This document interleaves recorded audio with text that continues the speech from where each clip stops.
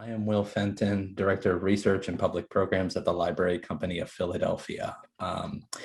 This is a special event. It's born out of our first biennial first book award. And we have two of our presenters that are going to be in conversation. And we will also have the publisher who helped make this possible. So this is Colonial Revivals and Practice of Citizenship, a roundtable with Penn Press, being both Penn Press speakers and authors. Walter, Lindsay, you're welcome to jump in. Derrick, you're welcome to jump in so that everybody can see your lovely faces. Thank you for that. This is a library company and Penn Press event. Everybody knows Penn Press because so many of the wonderful books that we take for granted come out of that fantastic press. The library company, I hope you know, we're a research library founded by Benjamin Franklin with specializations in early American print and visual culture, women's history, business and political economy, and of course, African-American history. And we have fantastic fellows. In fact, both Lindsay and Derrick are former fellows, and I'm very proud to trumpet their accomplishments there. Let me dive right in with some introductions because we have no time to waste. Lindsay DiCuirci is an associate professor of English at the University of Maryland, Baltimore County, where she specializes in early American literature and the history of the book. She is also the director of humanities teaching labs through UMBC's Drescher Center for the Humanities. Her book, Colonial Revivals and 19th-Century Lives of Early American Books, was awarded the Library Company of Philadelphia's first book award, huzzah, the Early American Literature Book Prize, and she was the co-recipient of the Bibliographical Society of America's St. Louis Mercantile Library Prize, an honor that she happened to share with our other guest. Derrick Spires is Associate Professor of Literatures in English and affiliate faculty in American Studies, Visual Studies, and Media Studies at Cornell University. He specializes in early American and early African-American print culture, citizenship studies, and African-American intellectual history. His first book, The Practice of Citizenship, Black Politics and Print Culture in the Early United States, was awarded the Modern Language Association Prize for First Book. It was the co-recipient of that Bibliographical Society of America's St. Louis Mercantile Library Prize, and it was notably a finalist for the Library Company's First Book Prize. Finally, we have Walter Biggins, the editor-in-chief at the University of Pennsylvania Press, the press that developed and published both of these extraordinary monographs. With Daniel Couch, he is the author of Bob Mould's workbook. His work has been published in the Atlanta Journal-Constitution, RogerEbert.com, Glide Magazine, The Baseball Chronicle, and many other periodicals. Thank you all for being here. So I would love for us to give our esteemed authors an opportunity to share their work, to give us a sort of overview and introduction to their text. And maybe I can pick on you and ask you to go first, Derrick. Sure. Why is everybody always picking on me? Thanks, Will. Thanks, Lindsay and Walter, for spending time today. I'm looking forward to the conversation. And thanks to everyone in attendance, especially this week. I'm just going to be honest, it's been rough. Among a rough year and a half, it's been an especially rough week. But I'm happy to talk about, work. At its core, my book, The Practice of Citizenship, is about the questions and methodologies that emerge when we focus our analyses and concerns. We focus our analyses on the concerns that Black writers made foremost and on understanding these concerns in the terms that they set forth. So rather than viewing especially 19th century Black writers as objects of historical analysis, rather than viewing the documents they produced from convention minutes to newspapers, et cetera, as simply documentary fodder, let's take them seriously following Barbara Christian as theorizers of their own lives and citizenship and what happens when we look at their archives. Many of these documents housed and looked at the Library Company of Philadelphia, when we look, we see that citizenship was a primary concern of theirs. Not just advocating for their own citizenship, legally speaking, but really trying to figure out with the rest of the new nation what citizenship means. How do we know the citizen when we see a citizen? What kind of infrastructure do we need as a democratic, supposedly nation to make citizenship work? And so the practice of citizenship looks for the spaces and places where Black writers articulated and theorized citizenship, but also how they practiced it. Because one of the things that is central to my book is the argument that, especially as states like Pennsylvania increasingly restricted Black citizenship practices, access to voting and the like, Black activists turn to the things that citizens do. So even if we can't formally vote, citizens participate in the political structure of the community, right?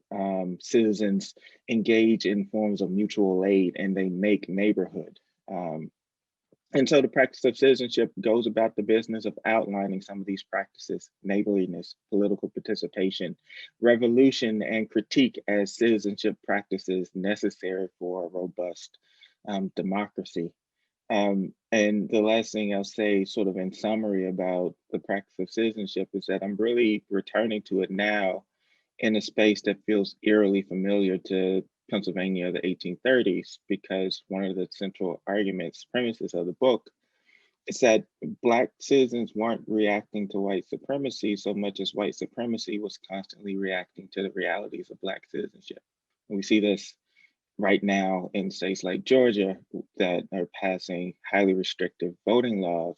We saw that in a state like Pennsylvania, which in 1838 passed a new state constitution that restricted voting to white men. That is, Black men could vote in Pennsylvania up until 1838, when the delegates to that constitutional convention said that their power, though not mighty in numbers, was just enough of a flex to shift elections one way or another and to maintain control, to disenfranchise them. So returning to the practice of citizenship right now just reminds me that these battles aren't old, and that again and again, this democracy gets strengthened to the extent that we return to the very people it tries to exclude.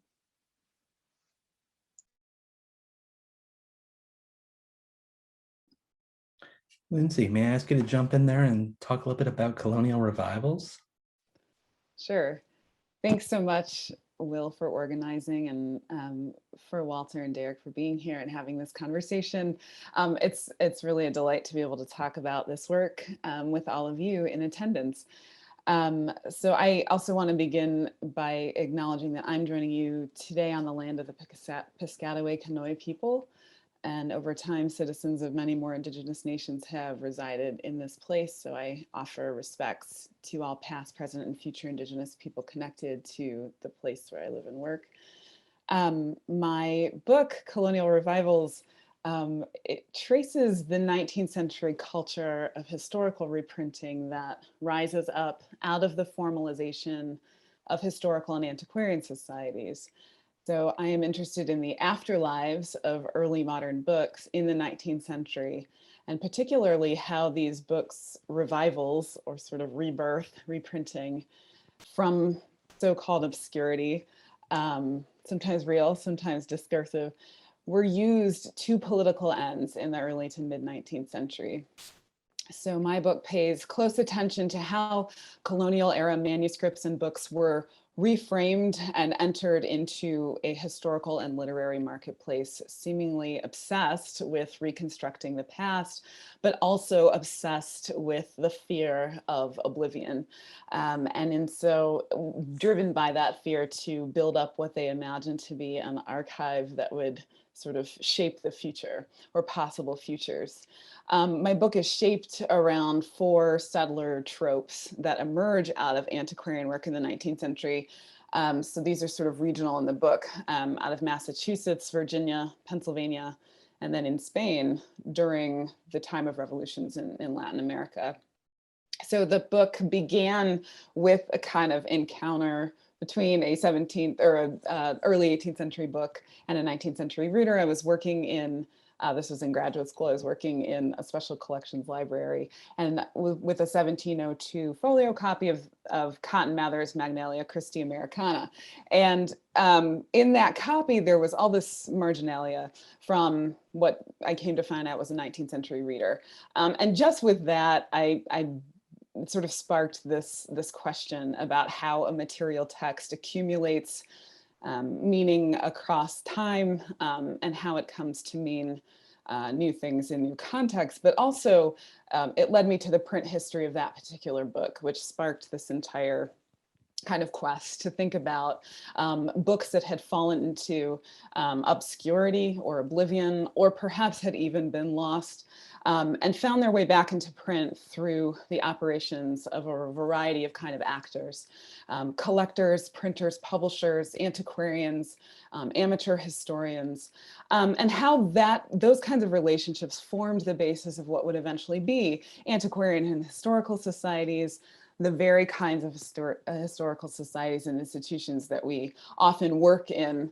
And so the implications for the work that we do in the field, I think, are significant, because really so much of what we've inherited as the structure of the archive is a 19th century invention, and a 19th century construction of the 17th century in particular, and especially 17th century books. So some of my early reading in thinking about reprinting was, inspired by people like Meredith McGill, who are writing about the culture of reprinting.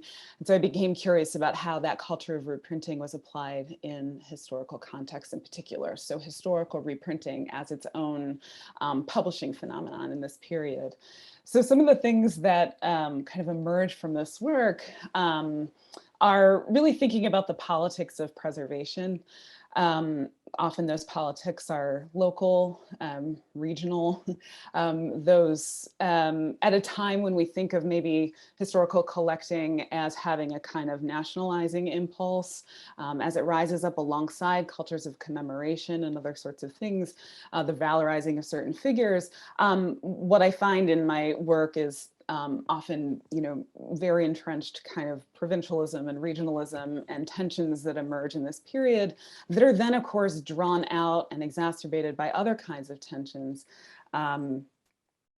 political, religious, racial, and doctrinal, and so forth. My interest in Pennsylvania in particular, and my interest in Philadelphia, was really thinking about how in the foundations of the Historical Society of Pennsylvania and in the antiquarians working there to build up collections, they came to kind of turn to William Penn as a figure to sort of reconstruct in the 19th century and build up through their own reprinting efforts.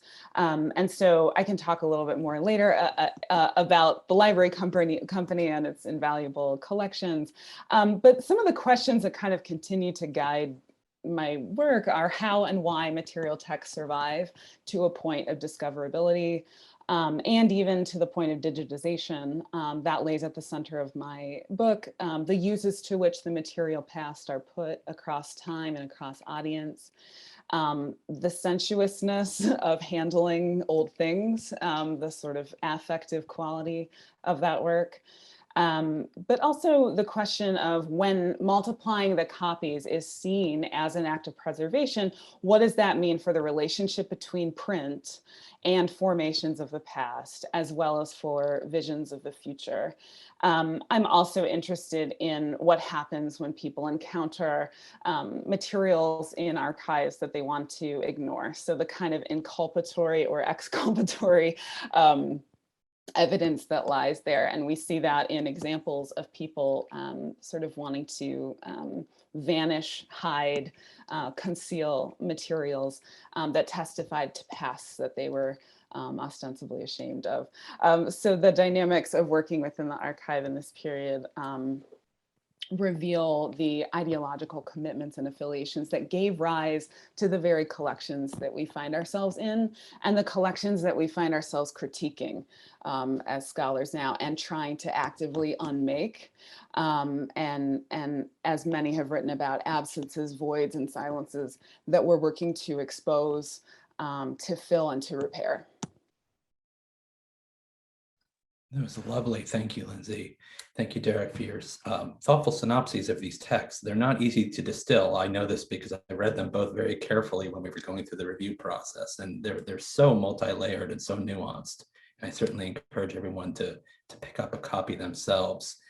I'd like to start to use this platform as an opportunity to start to knit these texts together, because I think good things happen when we put texts together that we don't necessarily think about together. This is just the lit scholar in me, I suppose. And while I know that I and Walter will have a couple of questions to get us off, I want to encourage all of you watching, if you have questions you want to raise, I'm very happy to open this up at any point when we start to get some questions in here. And the best way to channel those questions to me, given that I have lousy eyes and I get lost in the chat thread, is actually to put them into the Q&A thread. So you'll see two overlapping dialogue buttons at the bottom of your screen. Just type your question in there and I will do my very best to get to all the questions that come up. So we'll set aside some time for that. But I'd like to begin by sort of grounding us in your text, because I want to give people, sort of impetus to go pick them up and read them. One thing that seems consistent across these texts is that both of you are, making very clear that print is anything but fixed, right? Derrick, you write that print serves less as an endpoint or a medium that fixes meaning than a space where writers engage one another and, really to develop these ideas of citizenship. And Lindsay, you're writing about how print is constantly being reprinted. And this is especially true of historical works, where you write, these historical works were imagined as authenticating evidence in a political system that constantly sought to establish and probably to reestablish its own legitimacy. So I'm curious to know, this sort of sense of the lack of fixity of print. Was this something that we appreciate today as readers, reading across this corpus of material that you two have collected? Or is this something that the writers at the time were self-consciously writing about or acknowledging in some way?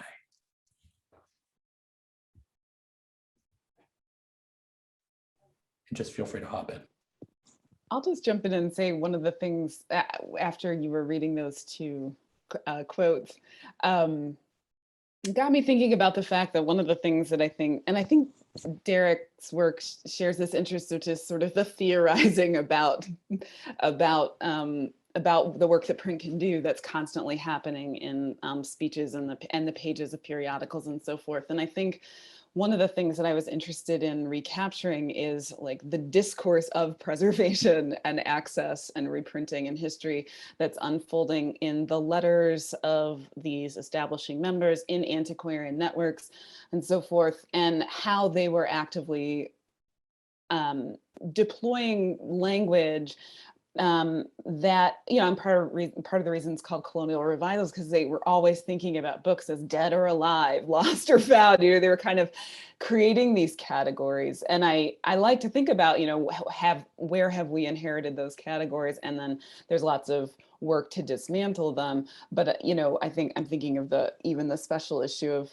EAL Beyond Recovery, right? So thinking about the language that we use, recovered, lost, found, forgotten, and how those terms got established in the 19th century had a lot to do with some of these, antiquarian thinkers and writers, their relationship to the material text. So often characterizing it as, a mummy of the mind, or, or a tomb, or a spirit, or, so I became, as again, too, a literary critic, I became interested in the metaphors for preservation, access, loss, oblivion, thinking about oblivion's waves, thinking about the language that they used, because that also then gave shape to their collecting and reprinting practices. And it also, I think, encourages us to scrutinize the language that we use and maybe trouble the language that we use in turn now, to think about archival work, to think about, what does it mean when we use a term like recovery or lost? Have we bought too far into an established grammar that's really an inheritance from the 19th century, which had very distinct, which often had very distinct political ends to which it was being put, right? So scrutinizing our terms is part of what I became interested in this work, and the figurative language with which they material texts. is something that I sought to pay attention to and work with in my book.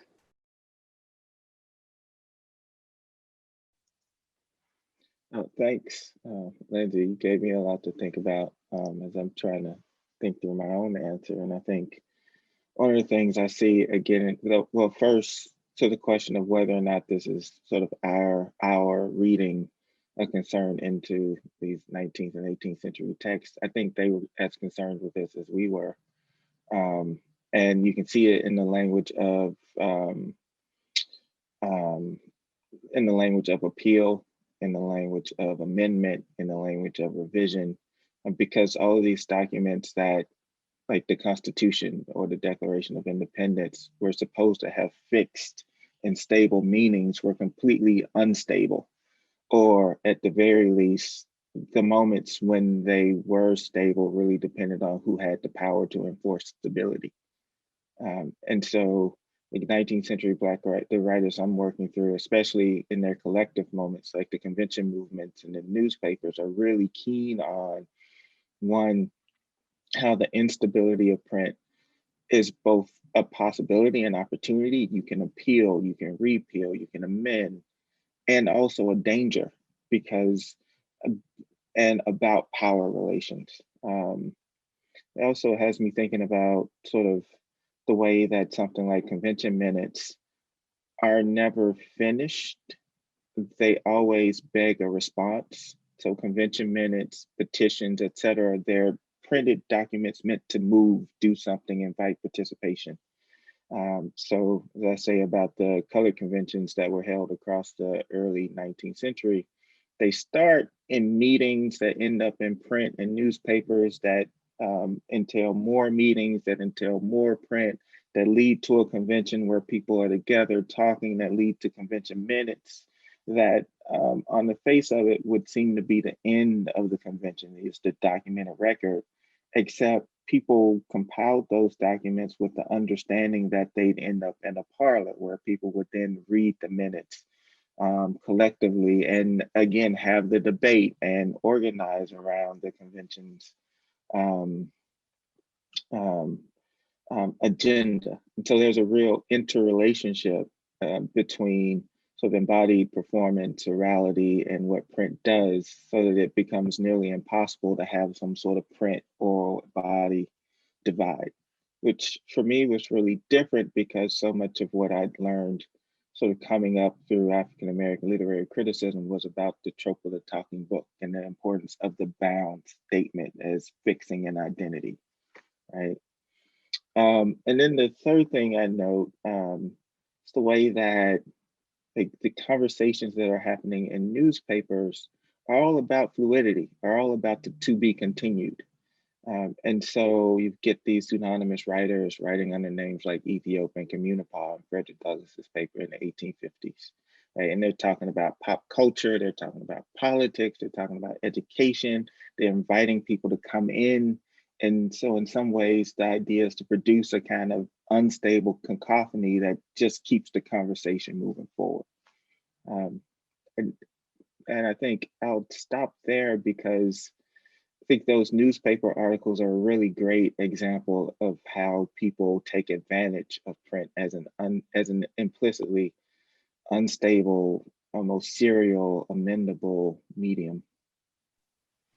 I did want to Yeah, add. oh, sorry, go ahead. No, both of those are really, really fascinating. One of the things I wanted to add is that another place where you see print's inherent instability is with regard to things such as freedom suits. You know, looking at cases in St. Louis and Kansas and Texas, where, you know, enslaved people of color or indigenous people of color are using the text of the Declaration of Independence and the Constitution, you know, again, as you said, to appeal, to amend, but they also recognize that so long as those documents are unstable enough to allow them to do work, potential legal work, there is a potential allowance for their freedom, but it's also a place where they can be fixed as not citizens in the same way. And so you see that in people. So I just want to mention that we see these outside of periodicals and outside of sort of more common bound print text culture, but nevertheless, that's print culture, right? And we should keep that in mind. Yeah, I mean, I think that's a really important point. And just to dovetail with Derrick's point as well, I think that attitudes towards print shift according to what the needs are. So, suddenly you need to believe that the printed thing is stable. And often that's the case with these historical reprinting efforts, where they would say, if we could only multiply the copies, we'll ensure this never slips into oblivion. And so multiplying the copies, there's a faith in being able to enshrine something in print. Or in the case of, some of the work around in my Pennsylvania chapter about this sort of search for some kind of evidence of Penn's treaty with the Lenape, so that they could say, look, the famous treaty, but all they could come up with was a tree. And even the tree may or may not have played a role, but they kind of compulsively needed to materialize that agreement so that they, as kind of exculpatory evidence to say, Penn's heroic in this, in this kind of story in this story of colonization, and especially for Pennsylvanians, we did it differently than the New Englanders had done. And so in that case, the search, you read this correspondence, has anybody seen this treaty? And that becomes, and at the same time, though, it was seen as even more significant because it was, the treaty never written. So, the kind of language around print stability and instability, whether it's present or not, gets leveraged differently. And I think for, the case of, orality too, I was thinking about, there's a moment where in the kind of the Cherokee removal, like the debates that are going on in Congress, where there's testimony that's recorded wrong in the minutes. And Cherokee people who are present are saying, we were within the hearing of the reading of that statement, and we're testifying to a different reality than what was recorded. And so that's a different kind of instability. But I think to your point, Walter, too, I was thinking a little bit about, that moment in Harriet Jacobs' narrative where she says, like, you can go see the bill of sale, and so in that case too, the materiality of that bill of sale testifies to what she says will seem unbelievable to other people, but here's the proof, right? So that became really interesting to me. When was print seen as, preservation, but also how different forms emerge and different genres emerge, like the fragment or the grave rubbing. So out of antiquarianism comes these other interesting, especially sort of periodical forms that appear in periodicals that are sort of trying to capture ephemera and create forms like found fragments, like excerpts, like grave rubbings and other kinds of antiquarian forms that find their way into periodicals in this time as well, as an act of preservation. Should that rubbing get rubbed away, we at least have evidence of it now in print. So scattered thoughts, but those are some things you have that was really generative points. Thanks. Yeah, and on my end, I think the documents that keep coming up as invaluably fixed would be the Declaration and later the Constitution. But the Declaration itself gets raised to the level of sublime appeal. Like, it is literally exceeds what the materiality of the document can contain after a certain point. But it also has me thinking about, especially in conversation with Lindsay, the way that in the mid 19th century, Madison's notes on the Constitutional Convention and the Continental Congress get reprinted and circulated. And those documents become another vector for sort of reading into a kind of almost original intent, at least in some frameworks, right? And so the journal, which wasn't supposed to be a public thing per se, becomes this almost foundational document that folks draw on again and again. And on the other side of this, I think this language of fixing and unfixing the print is really about reading practices, We've got literary critics here talking about close reading and how the ethics of close reading can produce different effects of printed documents. But yeah, I love the freedom petitions are a great example of this tension between what gets fixed and unfixed and who can and can't fix a thing. Yeah, I'd love to actually jump to our Q&A thread because they're already beginning to accrue and there's some wonderful questions in here, but there's one in particular that feels particularly timely. Patricia Roylands writes, given the question of the fixity or lack thereof of print, how do you two think about seeing your own scholarly work in print? How can we think about these questions of print and medium in relationship to modern scholarly publishing? So that's really a question to all three of you.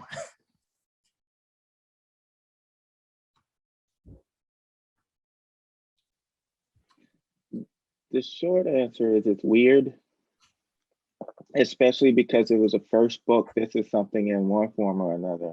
Like the first chapter, I've been writing about Jones and Allen since my very first graduate seminar. And so like once the book went plop on the desk, like it felt really, no more revisions, no more fine tuning, no more additional footnotes. It really did feel like a fixed point in time. That's kind of a Doctor Who reference, but the thing that does not change. And at the same time though, like the ideas themselves, like it's been fun to see them take life in a way that they hadn't until the book went plop on the desk or I guess zoom in on the Kindle or whatever, because there are things that people are talking about with the ideas in the book and that I'm thinking about the ideas in the book that had not occurred to me or that were sort of hibernating or germinating away. But it wasn't until I actively stopped trying to change the thing that that part of my mind unlocked and allowed me to think about some of this other stuff. So it's been strange. It's sort of like a convention in that the thing happened, I produced the document, and now it's having a life that's way beyond my control in a good way. Yeah, it's funny you mentioned that because from an editor's perspective, I'm thinking about this all the time, which is that as manuscripts, before they get published, undergo peer review, like there's that process in which your scholarship is being shaped by responses to others. And then after publication, you see that happening. Like, we've all been to conferences and gone to sessions that are a roundtable, a panel discussion on Cedric Robinson's book, such and such book, and so our symposium on the book that in itself produces more scholarship, right? And so in some ways, the book, what I hope anyways, that the scholarly book becomes a starting point that reveals other arguments and other tensions, right? And so in that sense, the book isn't quite fixed. Yeah, I agree. I mean, it was great to have the physical thing on the table. And some of it is also just about like the structure of our discipline and what it takes to get tenure. It helps to have that physical book. But also, I have in mind an anecdote from a 19th century Virginian historian who said, like, I don't want my book to be stereotyped because I might find more stuff, and I think I can relate to that feeling, which is, that in the afterlife of the book, you sort of, and his whole point was that stuff is being discovered all the time, and I think that, yes, there's more to be discovered kind of in collections and stuff, but as Derrick and Walter both said, there's so much more that you're discovering because you're entering into conversation. And you're letting go, as Derrick said, of some of that, I think, self-consciousness and hyper self-awareness, and even some of the loneliness that comes with writing the book. So it's really great to be in conversation and community. But I think there's always that moment of, fearing that you'll discover that somebody wrote the book that you're writing, like the minute before you turn it in or something like that. Or certainly at the last minute cramming references in, because there's so much good work out there. But But yeah, the sort of idea of it being set in stone or stereotyped is both, you know, freeing in some ways. It frees you up to do something else, but also I think, you know, to Patricia's point too, it's what gets me thinking a lot about, you know, digitization and access, and also, you know, what is the future of the academic book in terms of accessibility and affordability and you know, other kinds of questions that arise around academic publishing. So I think those are questions that I take up a little bit in my book, in just thinking about, you know, in the digital age, what does that mean for preservation of the kinds of materials that I work with? But I also think, of course, it has there's a lot of bearing for those of us that are publishing with academic presses as well, and thinking about access. Yeah, that's a really interesting thread, and I know that you spend a good deal of time thinking about the digital turn of archives in your conclusion, Lindsay. And I'd love to open it up. So there is this archival component. What gets digitized? How does it get digitized? How does it get made discoverable? And that's in terms of the sort of front end, the research. But then, of course, there's the output. You know, the scholarly monograph. What does it look like? How is it made accessible? You know, to become that platform for sociability, that platform for mobilization, right? That both of you, I think, are really speaking to. And I guess I'd like to ask Walter to start by speaking just for a moment about, like, how is Penn Press thinking about the digital turn? We're thinking a lot about it, you know, and we don't have clear fixed answers. You know, we are making experiments with open access publishing, digital publishing, in that form, including some projects that will be digital only, or at least that's the idea. The issue there, and this comes down again to sort of Lindsay's question about accessibility, is that I think all of us in humanities scholarship do want this scholarship to be freely available and accessible. But the open access component that's problematic is how's that, who's paying for that and who's maintaining that, right? And so far, that has come from a variety of institutional supports, whether that's from a university or whether that's something like the Mellon Foundation or the Ford Foundation or something like that. But that, for me, has fraught complications, right? You know, if open access, if those models of digital publishing and of the future of the book are dependent upon the largesse of a private institution, how much freedom do we really have, and how careful can we be with regard to the maintenance of that sort of scholarship? And so that is a real concern. And so I'm not going to say that I have answers to this. This is something that we're thinking about a lot. And in fact, as I said, one of our editors, who I want to give a shout out to, you both, you know, Will mentioned me as the publisher of the press, which isn't true. I'm the editor-in-chief. But also in the particular case of this book, I'm not even the acquiring editor. So that's Jerry Singerman for both of these. And I wanted to give him a shout out for his tremendous work for both of these, also because I think he's here. But I just, to be fair, but Jerry is thinking, and we're thinking through, the reason he was on my mind is an open access project on early modern culture is coming forth to us, and we're thinking about how to publish that and how to make it available.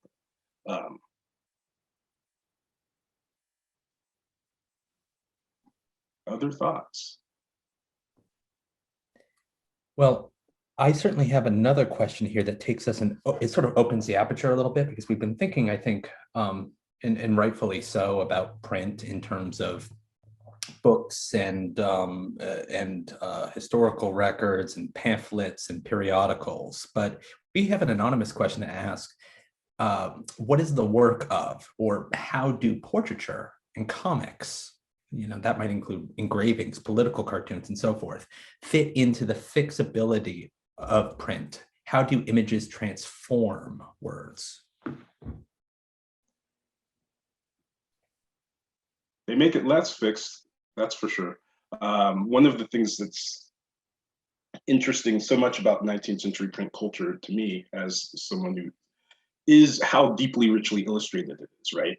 But that also means that representations of people, representations of places and actions are even less objective than they would be if they were represented by photography, which would come a little bit later, right?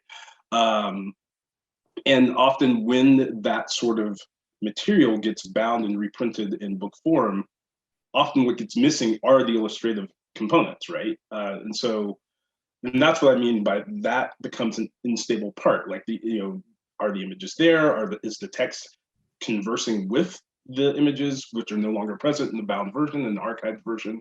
What does it mean for 20th century readers who read these bound versions who may not be aware that they were originally illustrated and that it comes in those kinds of contexts? It's fascinating, but again, it points to that deep, deep instability that's inherent in print. Yeah, I wish I could throw out a lifeline to Teresa Gadu, whose book Selling Anti-Slavery is also a Penn Press book. She did work at the Library Company too, because I was just teaching it this week, and she has a wonderful chapter on the interaction between the visual culture of the American Anti-Slavery Society, which produces massive numbers of images of enslaved people, sort of enslaved suffering, very much in conversation with today's the proliferation of violence against Black people and others, and thinking about the kind of work that visuality does and doesn't do. And part of what we learn from reading her work is how that the visual of either the runaway figure, why am I doing this, in the fugitive slave ad, or the image of the Wedgwood woodcut of the kneeling slave, or the image of the slave being tortured, has a way of fixing a particular idea of Blackness in the cultural imaginary. And then the work of Black activists becomes co-opting and reframing that with both their own counter images, but also with text surrounding them, so that, like what Walter was saying, the tensions, the fluidity between the two becomes a way of cracking open that popular image of Blackness. And then the other thing that comes to my mind is not necessarily images themselves, but the language of visual culture becomes a very powerful vector for Black writers. So you get the proliferation of sketches, the sketch genre, and the language of sketching or etching to signal the provisionality of thought, to signal the ongoing nature of ideas in a kind of collaborative way, to signal I am going to paint a picture with words. William J. Wilson will say that my articles are crayonings. Will say, if you could see what I saw, you would see X, Y, Z, and sort of paint this panoramic picture that, like, at that borderline does more than an actual panorama could do, and does perhaps just a little bit more than just a description of the scene could do, because he's speaking to his own subjectivity as someone with the gaze. So the person looking doesn't disappear. He's inviting participation, see what I see through my words, right? But then the image itself isn't there as this kind of authorizing specter. And so it invites a kind of intellectual, emotional, imaginative play.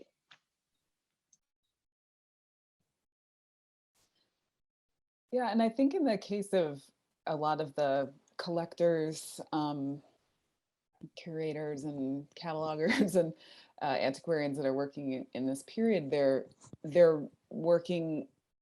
also at the forefront of building up a kind of material culture of commemoration, a kind of iconography around their state or their region or their city, a marking out of places and spaces for special, attention.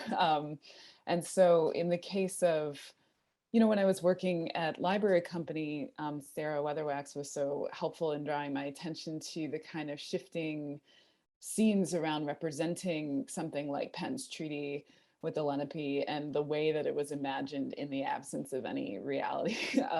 And you know, one of those examples was just like in Birch's views of Philadelphia, what was once just a scene of the city and port of Philadelphia, later in a later iteration becomes, oh, this tree I did, this is Penn, we're calling this Penn's tree now, you know. And so the kind of way that as you know, as event and certain figures and certain moments become enshrined through reprinting efforts, through collecting programs, but also through oratory, commemoration, and all these other kinds of practices, visual culture becomes really, really crucial there. And also creating the kind of iconography that would ground you know, other kinds of things, you know, histories of so-called patriotism, right? And so in the pushback against that, and in the, I work a little bit on like William C. Nell's work,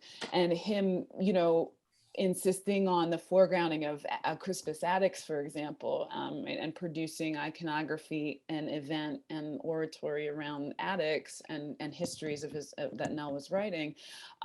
That's also about producing a visual culture that re-represents the Boston Massacre in ways that had not been previously rendered or had been so famously reproduced in other ways. So intervening on that kind of that iconic imagery was really important. And then of course portraiture becomes really important for some of the 19th century reprints of early colonial texts, because you know, it was about enshrining the text, but also about enshrining the figure. So in the case of something like, you know, of John Winthrop or something like this, you see those representations.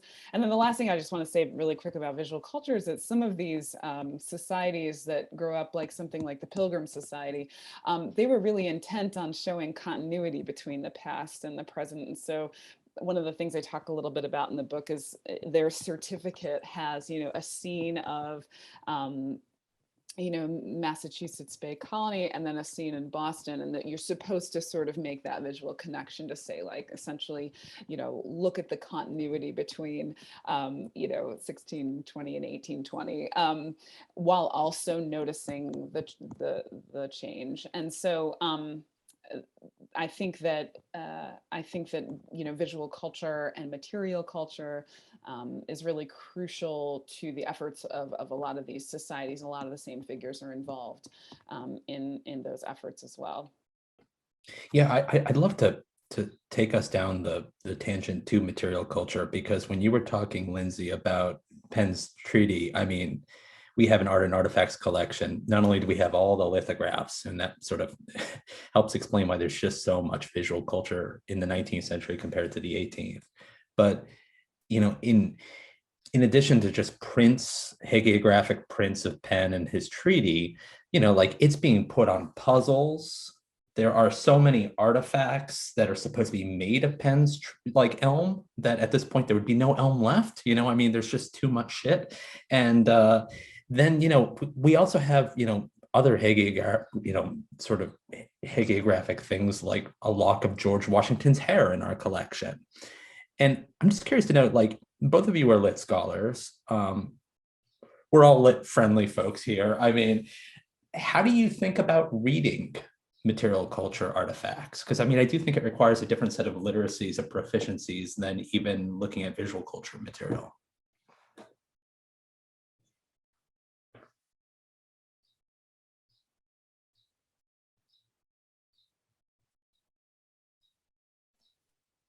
I'll start, I guess.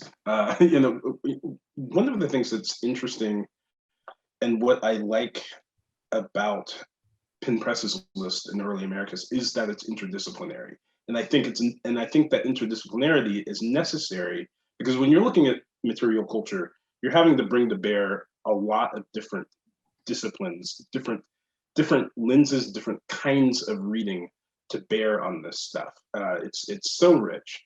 And yet, in some ways, material culture, I don't want to say it's under theorized. It's not under theorized, but it requires a special kind of nuance when you're sort of conceptualizing how you're going to even interpret this material. And so you see that in scholarship a lot. That is trying to look at it from several different scholarly angles.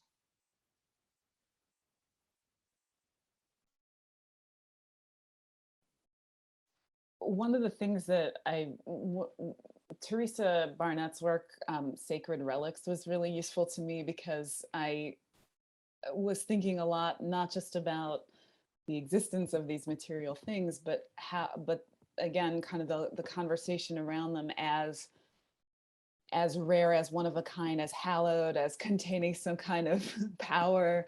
And so I became interested in how manuscripts and in the case of something like Winthrop's diary was sort of talked about in this way, but even, when Of Plymouth Plantation was finally found laying around in a library in London, it was hailed as like the greatest find in the history since they said, the only other thing more valuable might be to find like the scriptures itself or something like that. It just was like hailed as the ultimate, because of not just the content, but proximity to that object. And so I was trying to kind of understand and I kind of hinted at this before, kind of this sense of sympathy with the dead, contact with the dead in the past, touching something that someone else touched, the fragment of the tree, but also the fragment of a book, the fragment of the manuscript, a manuscript that's stained with someone's blood or that has traces of where they were.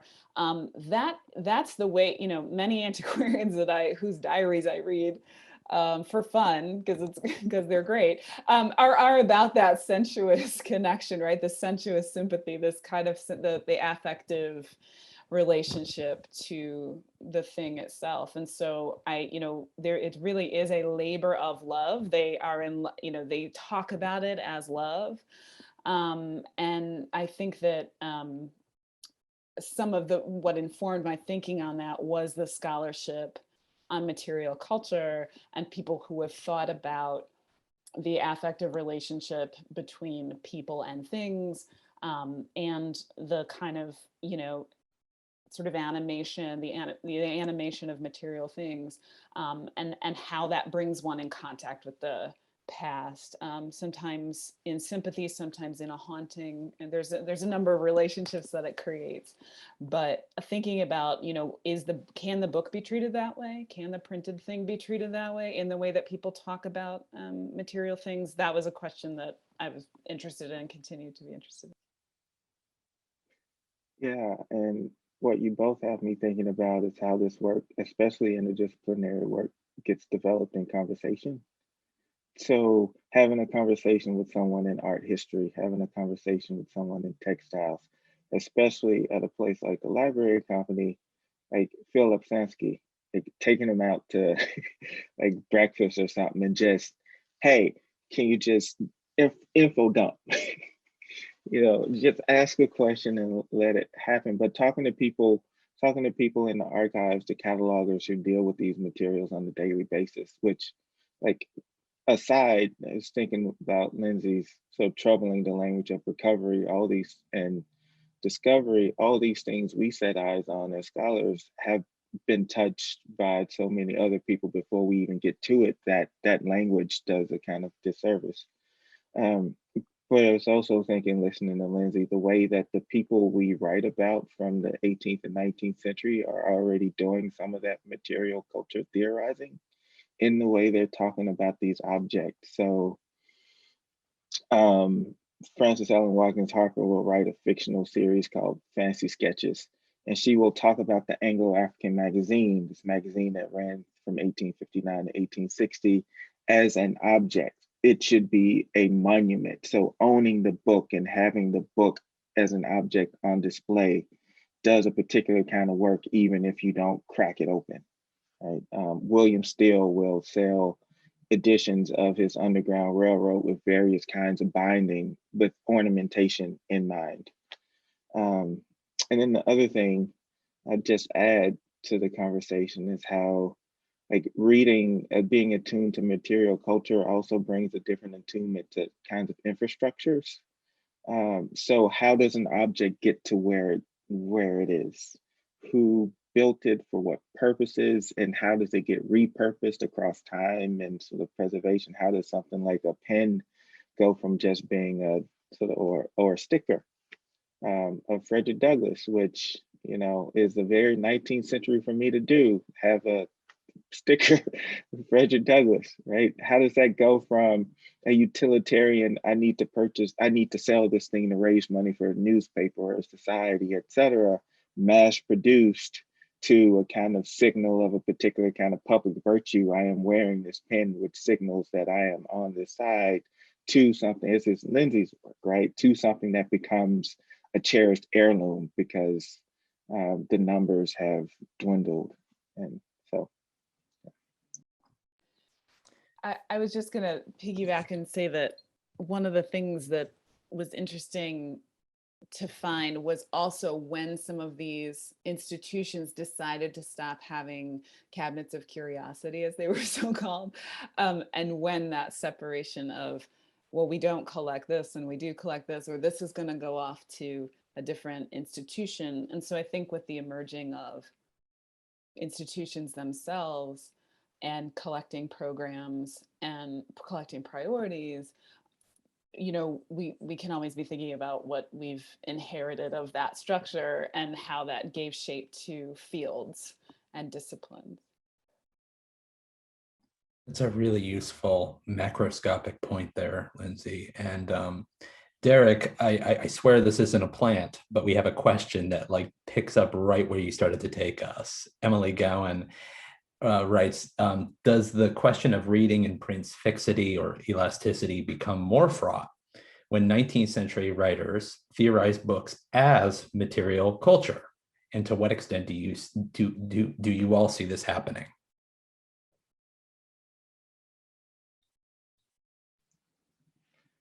So I'll just pick up, I guess, where I left off. I think that they're doing a both and. They're circulating documents like newspapers, like convention minutes, like William Steele's Underground Railroads, as things that are meant to be read and held communally. So reading practices were communal practices. Reading room culture was a big thing where if you couldn't read, you still had access to literacy, right? So that was important, and it's a bit of a both and also the fact that Frederick Douglass's paper existed and got to places was important. David Walker's Appeal is probably one of the key examples of this. We don't know how many people read Walker's Appeal, but we can track where Walker's Appeal landed, because wherever it landed, there was a public explosion. Like there's a box of these things. Walker's Appeal lands at a church in Savannah, Georgia. We get them sold in bars and other places, and just the fact of its existence changed laws. Because the fact of its existence suggested the possibility of particular kinds of cultural formations.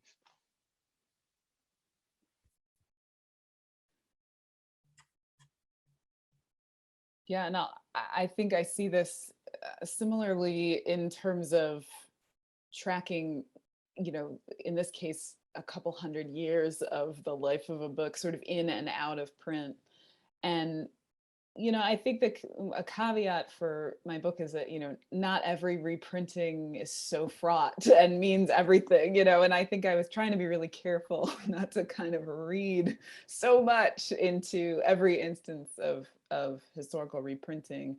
And I think this was where it was useful, from book historians and people who study the history of printing and publishing to always remind me to be nuanced in my thinking about how things come in and out of print.